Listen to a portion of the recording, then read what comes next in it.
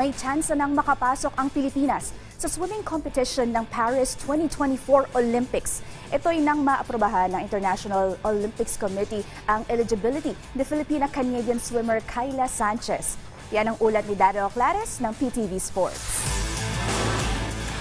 Aprobado na ng International Olympic Committee ang eligibility ni Filipina-Canadian swimmer Kayla Sanchez na maging kinatawan ng bansa sakaling siya ay mag-qualify para sa Paris 2024 Olympics. Sa sulat na ipinadala ng IOC sa Philippine Olympic Committee noong Miyerkules, binigyan ng exemption ng 22-year-old tanker sa 3 taong pagtira sa bansa bago payagan ng paglipat ng Swimming Federation.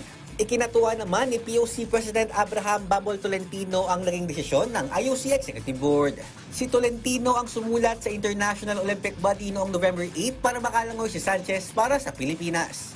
Si Sanchez na ang mga magulang ay ipinanganak sa Pilipinas ay bahagi ng Canadian swimming team na nakasungkit ng silver medal sa 4x 100-meter women's relay sa Tokyo 2020 Olympics. Matatandaan na noong nakaraang Hulyo nang aprubahan ng World Aquatics ang paglipat ni Sanchez sa bansa para makapaglaro sa Hangzhou Asian Games. Bagamat hindi nakakuha ng medalya sa Asian, impresibo pa rin ang ipinakita ni Sanchez matapos makapagtala ng bagong Philippine record sa women's 100-meter freestyle at 4x 100-meter freestyle.